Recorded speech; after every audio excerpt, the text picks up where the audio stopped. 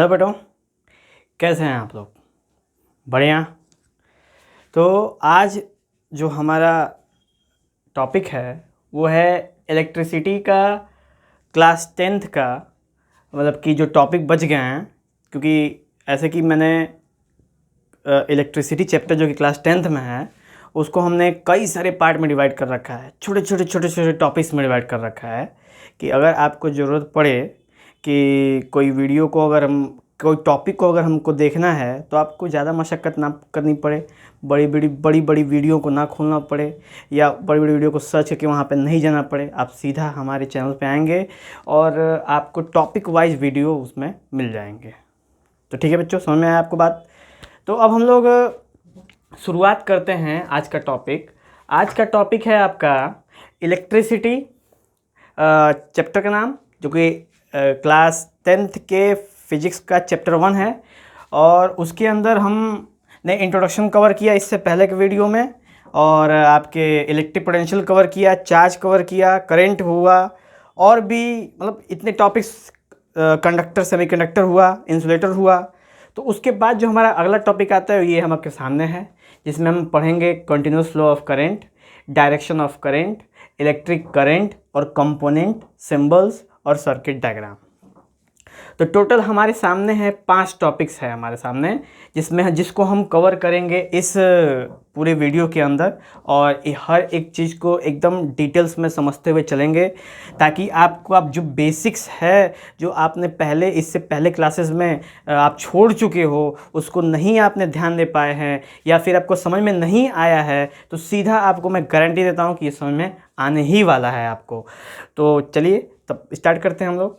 तो सबसे पहला टॉपिक है हमारा बेटा कॉन्टिन्यूअस फ्लो ऑफ करंट। तो कॉन्टिन्यूअस फ्लो ऑफ करंट होता क्या है? तो इसको कंटिन्यूअस फ्लो ऑफ करंट को समझने से पहले सबसे पहले हमको करंट जानना पड़ेगा कि आखिर करंट है क्या।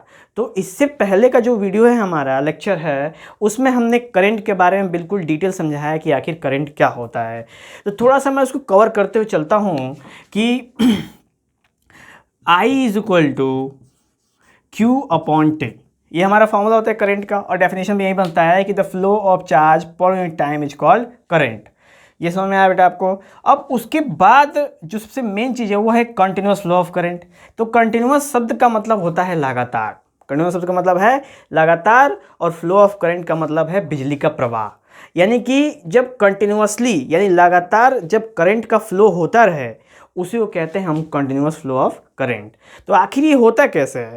तो बेटा आप जानते होंगे कि कोई भी इलेक्ट्रिसिटी को फ्लो करने के लिए हमें किस चीज़ की आवश्यकता पड़ती है? वो है कंडक्टर की। अब इसकी आवश्यकता क्यों पड़ती है? क्योंकि it is good for electricity and heat, दोनों के लिए गुड है, इसलिए आवश्यकता पड़ती है। और बेटा सबसे बड़ा पॉइंट इसमें बनता है कि ये गुड ही क्यों है, यानी कंडक्टर ही गुड क्यों है। सबसे पहला पॉइंट तो ये बनता है इसमें कि कंडक्टर गुड क्यों है, इंसुलेटर गुड क्यों नहीं है। तो यहाँ एक आप सिंपल सा आंसर दे सकते हो, एमसीक्यू बन सकता है आपके सीबीएसई में, कि why the conductor is a good carrier of current, कह सकते हैं, ऐसा क्वेश्चन बन सकता है। तो आपके पास 4 option, due to excess of electron, due to its solid nature, due to its hard nature, due to, या इसको आखिरी ऑप्शन ले लो, नन ऑफ दीज। तो क्या आप ऑप्शन मारोगे बेटा? तो सबसे पहला जो ऑप्शन था वो है due to excess of electron. इसके अंदर इलेक्ट्रॉन की जनसंख्या क्या होती है? बहुत ज़्यादा होती है, इतनी ज़्यादा होती है कि हम इसको कहते हैं इलेक्ट्रॉन का समंदर, जो कि पहले भी हम लोग इस पर चर्चा कर चुके हैं। तो जल्दी जल्दी इसको देखते हुए चलते हैं कि कंडक्टर क्या होता है। जब आप इसके अंदर करंट फ्लो करते हो ना, तो इसके अंदर इलेक्ट्रॉन का समंदर होता है, और ये इलेक्ट्रॉन जनरली ऐसे इधर उधर मूव कर रहे थे, ऐसे कहीं मूव कर रहे थे जब तक आप करंट नहीं दियो तब तक। और जो ही आप इसके अंदर करंट देते हो ना, तो वहीं इसका जो डायरेक्शन हो जाता है वो हो जाता है फिक्स। क्या हो जाता है बेटा? फिक्स हो जाता है एकदम, सब स्ट्रेट लाइन में। जैसे होता है ना, क्लास में टीचर नहीं है तो सब हल्ला पर मचाएंगे, कोई इधर भागे, कोई इधर भागा, कोई इधर मजा ले, कोई इधर मजा लिया, और उसी में सब बातें चलती रहती। नहीं, जो ही टीचर की एंट्री होती है तो ही होता क्या है, जो ही टीचर की एंट्री हुई सब चुपचाप बैठ जाए अपनी जगह पे, बस। तो जो टीचर के आने की वजह से ऐसा कंडीशन हुआ है, वैसा ही ठीक करंट की वजह से होता है। तो समझ लो बेटा, ये है आपका क्लासरूम और ये उस क्लासरूम के बच्चे और जो करंट है वो टीचर।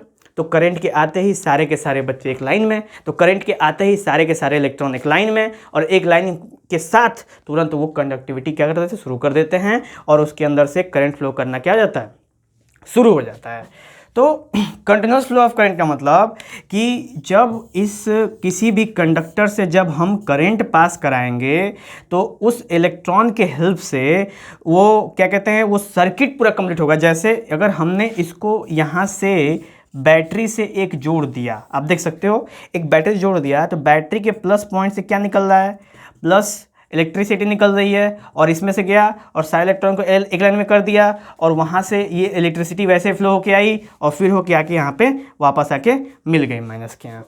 तो ये जो सर्किट कंप्लीट हो रहा है, यानी ये जो अरेंजमेंट कंप्लीट हो रहा है, क्योंकि सर्किट के बारे में बात करना है हम लोग को, तो ये जो अरेंजमेंट है कंडक्टर और आपका इलेक्ट्रिसिटी का, कंडक्टर और बैटरी का जो अरेंजमेंट है, जिसकी वजह से हम देख पा रहे हैं कि यहाँ से इलेक्ट्रिसिटी निकल रही है फिर आ रही है, इसे निकल रही है फिर आ रही है, इसका मतलब कि ये सर्किट कंप्लीट है, इसका मतलब ये जो अरेंजमेंट है वो कंप्लीट है, और उस अरेंजमेंट कंप्लीट होने के वजह से ही इसके अंदर से इलेक्ट्रिसिटी फ्लो कर रहा है। अगर ये बेटा अरेंजमेंट कंप्लीट ना होता ना, अगर यहाँ से बीच में से टूट जाता, तो क्या ये इलेक्ट्रॉन एक लाइन में आते, बोलो सोचो, नहीं आते। वो इलेक्ट्रॉन कभी भी एक लाइन में नहीं आते। क्यों नहीं आते एक लाइन में, आखिर क्या कारण है कि वो एक लाइन में नहीं आते? तो उसके एक लाइन में नहीं आने का कारण बस एक ही है, क्योंकि यहाँ पे बीच में से ब्रेक हो गया है। तो यहाँ से तो करंट जा रहा है, यहाँ से करंट जा रहा है, यहाँ से करंट जा रहा है, पर यहीं पे जाके रुक जा रहा है, और जो ही रुकने की वजह से इसके अंदर हमें पता चलता है कि कोई भी इलेक्ट्रिसिटी का फ्लो नहीं हो रहा है। तो बेटा जो टॉपिक है हमारा कंटिन्यूस फ्लो ऑफ चार्ज, आप समझ गए होंगे क्या है, कि जब किसी सर्किट के अंदर इलेक्ट्रिसिटी जहाँ से निकलती है और फिर वहीं पे आके मिल जाती है, तो इसको कहते हैं continuous flow of current. Okay, समझ में आया बेटा? इसको क्या कहते हैं, कंटिन्यूस फ्लो ऑफ करंट। जैसे आपके घर में एग्जांपल ले लेते हैं हम लोग, कि आपके घर में बोर्ड होगा, बोर्ड में स्विच लगी होगी और एक बल्ब लगा होगा, चाहे पंखा लगा होगा। आप गए, बहुत गर्मी हो रही है जैसे हमें हो रही है, लेकिन पंखा चालू नहीं कर सकता क्योंकि आवाज़ आएगा पंखे का भी वीडियो में। तो मान चलिए कि गर्मी हो रही है, तो आप गए, पट से आपने पंखा का स्विच दबाया और पंखा चालू नहीं। आखिर क्यों, ऐसा क्यों हो गया? आखिर पंखा कैसे चलने लगा? आखिर इसके अंदर क्या हुआ कि पंखा चलने लगा? आपने तो बस स्विच दबाया और ये पंखा चलने लगा, कैसे? तो बेटा ये क्या है ना, कि ये पंखे से, जस्ट सपोज कि ये है आपका पंखा, ठीक है, और पंखे से ऐसे तार गया है, और ये तार गया है इस बोर्ड में, अब बोर्ड में गया है स्विच में, और स्विच से दोनों आपस में कनेक्टेड हैं, और यहाँ से गया है मेन बिजली आई है। तो ये स्विच क्या कर रहा है, ऐसे ब्रेक कर रहा है, स्विच ऐसे ब्रेक की तरह वर्क कर रहा है। जो ही आप स्विच ऑन करते हो तो दोनों आपस में क्या हो जाते हैं, जुड़ जाते हैं, और जुड़ने की वजह से क्या होता है, इलेक्ट्रिसिटी का फ्लो होता है, और इलेक्ट्रिसिटी के फ्लो होने से क्या होगा, पंखा घूमेगा, और ऐसे करके हमारा अरेंजमेंट कंप्लीट हो गया, और हम इसको कह सकते हैं कंटिन्यूस फ्लो ऑफ करंट। समझ में आया बेटा? इसको क्या कहते हैं, कंटिन्यूस फ्लो ऑफ करंट। तो ये हो गया हमारा कंटिन्यूस फ्लो ऑफ करंट। बहुत सिंपल है, बहुत कुछ है नहीं, बहुत सिंपल है, इसीलिए हमने आपको डिटेल में बता दिया ताकि आपको कोई भी डाउट ना हो। उसके बाद दूसरा पॉइंट है, हम कवर करते हैं direction of current. Direction of current क्या है बेटा? तो अक्सर क्या होता है ना, बोलते हैं ना कि द फ्लो ऑफ चार्ज पर टाइम इज कॉल्ड करंट, यही बोलते हैं ना। तो आखिर उस करंट का डायरेक्शन क्या होगा, what is the direction of that current? तो कहते हैं ना कि जो सबसे ज़्यादा इंपॉर्टेंट है करंट फ्लो करने में, वो कौन है, ये है कौन, इलेक्ट्रॉन सबसे इंपॉर्टेंट है। और ये कहा जाता है कि जब भी करंट ये देखिए बैटरी है, तो करंट कैसे मूव करेगा, ऐसे मूव करेगा, ऐसे जाएगा, आई ऐसे जाएगा, ऐसे जाएगा, ये आई जाएगा। तो इलेक्ट्रॉन कैसे जाएगा? तो कहते हैं ना कि the flow of electron in opposite direction. जो डायरेक्शन होता है ना इलेक्ट्रॉन का, वो इलेक्ट्रिसिटी के अपोजिट डायरेक्शन में होता है। तो सोचो कि अगर करंट का डायरेक्शन ये है ना, तो इलेक्ट्रॉन का डायरेक्शन क्या होगा, ये। एकदम हमेशा दिमाग में रख लो। क्यों? क्योंकि यहाँ से पॉजिटिव से निकला कोई आइटम, तो पॉजिटिव से कोई आइटम निकलेगा, तो इलेक्ट्रॉन का पावर कैसा है, नेगेटिव पावर है, वो किधर तरफ जाएगा, अट्रैक्ट होकर जाएगा प्लस की तरफ, अब प्लस से कोई बंदा है वो अट्रैक्ट होकर आएगा माइनस की तरफ। तो सोचो कि अगर इलेक्ट्रॉन निगेटिव है और वो करंट के अपोजिट चल रहा है, तो आखिर करंट के साथ कौन चल रहा है? सबसे मस्त सवाल यहाँ पे बनता है बेटा। आप किसी से भी पूछ सकते हो कि अगर सर कि इलेक्ट्रॉन जो है अगर वो करंट के अपोजिट चल रहा है तो करंट के साथ कौन चल रहा है? तो करंट के साथ जो चलता है ना उसको कहते हैं हम लोग पॉजिटिव चार्ज। क्या बोलते हैं बेटा? पॉजिटिव चार्ज, या फिर उसको कहते हैं प्रोटॉन, जो करंट के साथ चल रहा है। तो करंट के साथ चलने वाले को हम लोग प्रोटॉन कहते हैं और करंट के अपोजिट डायरेक्शन चलने वाले को कहते हैं हम लोग इलेक्ट्रॉन। बस यही है। तो बोलेगा what is direction of current? तो direction of current is in the opposite direction of electron, यानी इलेक्ट्रॉन के डायरेक्शन के अपोजिट डायरेक्शन में करंट चलता है और प्रोटॉन की ही डायरेक्शन में चलता है। और इस डायरेक्शन ऑफ करंट को जैसे हमने एक थियसिस दे रखी है। थियसिस का मतलब एक थ्योरेटिकल कॉन्सेप्ट बना कर रखा है कि जो इलेक्ट्रिसिटी फ्लो करता है ना वो पॉजिटिव चार्ज के साथ फ्लो करता है, जबकि ये एकदम एग्जैक्ट एक्सपेरिमेंटल चीज़ है नहीं। तो ये चीज़ कन्वेंशन से लेते हैं। क्या लेते हैं? कन्वेंशन। अब बेटा कन्वेंशन क्या होता है? तो अभी हमको पता है कि इलेक्ट्रॉन के अपोजिट डायरेक्शन में करंट मूव करता है। तो अगर इलेक्ट्रॉन का डायरेक्शन ये है, मतलब कि अब निगेटिव से पॉजिटिव की तरफ, तो जाहिर सी बात है कि कोई ना कोई ऐसा पार्टिकल होगा जो पॉजिटिव से निगेटिव की तरफ मूव कर रहा होगा। तो इसीलिए यहाँ पे हम प्रयोग करते हैं कि ऐसा मान लेते हैं कि अगर कोई पार्टिकल ए से बी की तरफ जा रहा है तो कोई ना कोई ऐसा पार्टिकल होगा जो बी से ए की तरफ भी जा रहा होगा। इसलिए हम कहते हैं कि करंट डायरेक्शन क्या है? इलेक्ट्रॉन के डायरेक्शन के अपोजिट है। समझ में आया बेटा? एकदम क्लियर? मुझे पूरा उम्मीद है कि आपको ये बात समझ में आ गई। कन्वेंशन शब्द का मतलब मैं बता देता हूँ। कन्वेंशन का मतलब ऐसा मान्यता है, ऐसा मान लेते हैं, ऐसा लेट कर लेते हैं। मैथ में जानते हो लेट सेट ये सब करते रहते हैं। सेट नहीं बेटा, सेट नहीं लेट। तो लेट में ऐसा करते रहते हैं कि अगर हम स्कूल से घर की तरफ जा रहे हैं तो कोई ऐसा होगा जो घर से स्कूल की तरफ जा रहा होगा, या फिर अगर हम सुबह के टाइम में घर से स्कूल की तरफ जा रहे हैं तो जाहिर सी बात है कि हम शाम के टाइम में स्कूल से घर की तरफ ही आएंगे।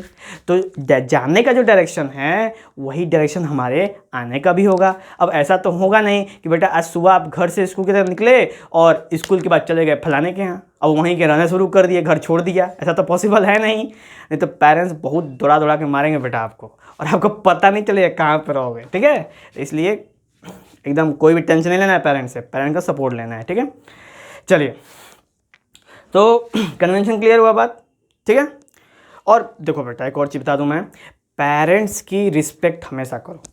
ठीक है? क्योंकि पेरेंट्स ही हैं जो आपको सारी कंफर्टेबल जोन आपके लिए मेंटेन करके रखे हैं। वो बहुत मेहनत करते हैं तब जाके आपको ऐसी सुविधाएं मिल पाती हैं। ठीक है? तो हमेशा पेरेंट्स के साथ सपोर्टिव रहें, कभी भी ना दुख ना दें और बेवजह डिमांड ना करें। ठीक है? क्योंकि कोविड के बाद से सबकी इकोनॉमिक प्रॉब्लम बहुत गंदी हो गई है बेटा, बहुत गंदी। ठीक है? तो हमेशा प्रयास करें कि पेरेंट्स के सपोर्ट में रहें और हमेशा अपने पेरेंट्स को समझें। बेटा अगर तुम नहीं अपने पेरेंट्स को समझोगे यार तो कौन समझेगा? कोई फलाने के समझेगा? नहीं, हमें ही समझना है, हमें ही साथ देना है। हमारे भविष्य के लिए ही हमारे पेरेंट्स मेहनत कर रहे हैं। जब हमारे भविष्य के लिए कर रहे हैं तो इतना भी हम नहीं सोच सकते? एकदम सोचना चाहिए आपको। ठीक है बेटा? मैच्योर बनो, मैच्योर। हाँ, लतखौकी नहीं करना है, मैच्योरिटी जगह लिखाना है एकदम, कि लगे कि आप हमारी क्लास कर रहे हो तो कहें कि अरे ये लड़के के अंदर चेंजिंग कैसे हो गया। हाँ, एकदम लगना चाहिए ऐसा। ज़रूर पूछें कि बेटा ये तुम्हारे यहाँ चेंजिंग कहाँ से आया है। ठीक है? अच्छी चेंजिंग लाना है, बुरी नहीं। चलो, तो ये समझ में आया बेटा डायरेक्शन ऑफ करंट क्या होता है? इलेक्ट्रॉन के डायरेक्शन के अपोजिट डायरेक्शन में होता है। अगर क्या इलेक्ट्रॉन का डायरेक्शन नेगेटिव से पॉजिटिव पे जाता है तो करंट डायरेक्शन पॉजिटिव से नेगेटिव तरफ आएगा। कोई दिक्कत बेटा? कोई दिक्कत नहीं। चलो ठीक है। फिर नेक्स्ट आपका टॉपिक है इलेक्ट्रिक सर्किट। इलेक्ट्रिक सर्किट क्या है तो उसके बारे में मैं पहले ही चर्चा कर चुका हूँ। इलेक्ट्रिक सर्किट वो होता है ना जिसमें हम कोई डिवाइस का प्रयोग करके स्विच, सॉकेट, वायर, बैटरी और पूरा एक सिस्टम बनाते हैं। जैसे मैं इसको दिखा देता हूँ आपको थोड़ा सा अच्छे से बना के। आपको समझ में आ जाएगा।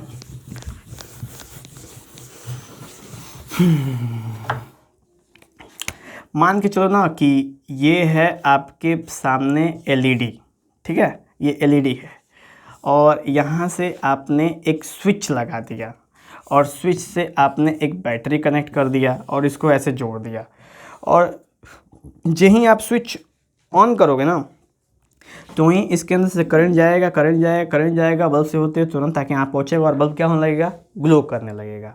तो इस तरह के अरेंजमेंट किसका, वायर, एलईडी, बैटरी और स्विच, इस तरह के कंपोनेंट्स यानी कि इस तरह के प्रोडक्ट्स का, सामानों का, सब्सटेंस का, मैटर का जब हम अरेंजमेंट करते हैं, ठीक है, जब हम क्या करते हैं, अरेंजमेंट करते हैं और अरेंजमेंट करके एक ऐसा फिगर बनाने की कोशिश करते हैं, एक ऐसा अरेंजमेंट बनाने की कोशिश करते हैं कि वो अरेंजमेंट में इलेक्ट्रिसिटी फ्लो हो और हमारा जो अरेंजमेंट है वो बिल्कुल सक्सेसफुल है। जैसे ट्यूबलाइट लगा है आपके घर में, बल्ब लगा है, पंखा लगा है, अगर उसका कनेक्शन आपने उल्टा सीधा कर दिया तो क्या जलेगा, वो नहीं जलेगा।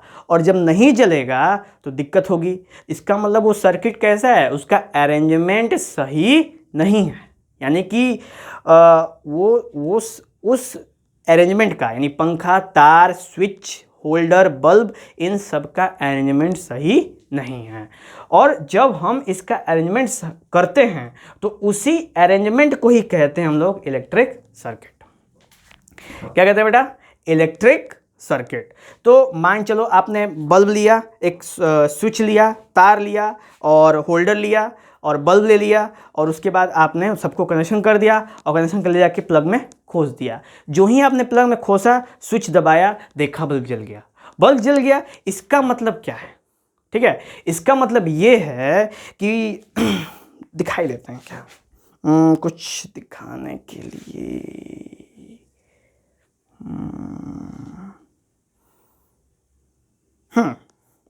इसी के संग दिखा देते हैं आपको, थोड़ा सा आपको डायरेक्शन चेंज करते हैं। ओके, आपको मैं कुछ प्रैक्टिकल दिखा देता हूँ इसके संग, अपने ही स्टूडियो के संग दिखा देता हूँ। ओके, तैयार हैं आप लोग? चलिए, तो जस्ट सपोज कि अगर आप यहाँ देखें, ठीक है, अगर आप यहाँ देखें तो ये है आपका बोर्ड, ठीक है, थोड़ा सा गंदा है, दिल पे नहीं लेंगे, बस समझना है। और ये जो आप देख रहे हो ना, रेड वाली वायर, ये रेड वाली वायर देख रहे हो, ये रेड वाली वायर यहाँ से होते हुए और गई है किसके पास, ज़्यादा ऊपर है, हाँ, यहाँ पे देख रहे हो, यहाँ पे जल रहा है, ग्लो कर रहा है। तो जब हम इसको, मैं थोड़ा सा और, हाँ, जब हम इसको क्या करेंगे ना, इसके स्विच को ऐसे दबा देंगे तो ये हो जाएगा बंद, देखो अंधेरा हो गया ना, और जब स्विच को हम चालू कर देंगे तो ये फिर से चालू हो जाएगा, ठीक है। तो ये स्विच क्या दिखाने की कोशिश करता है बेटा, तो ये जो पूरा अरेंजमेंट है, ये अरेंजमेंट बताता है हमको, ठीक है, ये जो अरेंजमेंट है, ये पूरा अरेंजमेंट से पता चलता है कि जो भी आपने मतलब कि जो भी आपने इसके संग अरेंजमेंट किया है, तार का, बल्ब का, हमने जो किया है, आपने जो घर पे कहीं मान चलो कि रिसर्च करते हो इस पे, तो ये जो स्विच लगा हुआ है, वायर लगी हुई है, थोड़ा सा कंजेस्टेड है, पर हम रेड वाले की बात कर रहे हैं जो रेड है, और ये जो कनेक्शन है पूरा, बल्ब लगा हुआ है, स्विच दबाया, तुरंत बल्ब जल गया या बंद हो गया, मैंने बंद किया फिर चालू किया। इसका मतलब हमारा जो कनेक्शन है इस तरह के मतलब कि कंपोनेंट्स का, बल्ब का, वायर का, स्विच का, करंट का कॉम्बिनेशन है वो सही है। इस वजह से मुझे स्विच ऑन करने पे ये ऑन हो जाता है और ऑफ़ करने पे ये ऑफ़ हो जाता है। तो ये जो अरेंजमेंट है ना, इसी अरेंजमेंट को, मतलब कि असली स्विच, असली बल्ब, असली सब कुछ, इन्हीं सब के अरेंजमेंट को ही क्या कहते हैं हम लोग, इन्हीं सब के अरेंजमेंट को ही कहते हैं हम लोग इलेक्ट्रिक सर्किट। समझ में आया बेटा, इलेक्ट्रिक सर्किट कहते हैं इन्हीं सब के अरेंजमेंट को। चलिए, तो आपने एकदम लाइव एग्जांपल देखा, हमारे स्टूडियो का पार्ट देखा, थोड़ा सा कंजेस्टेड है लेकिन आपने बस समझना है उसको, ठीक है।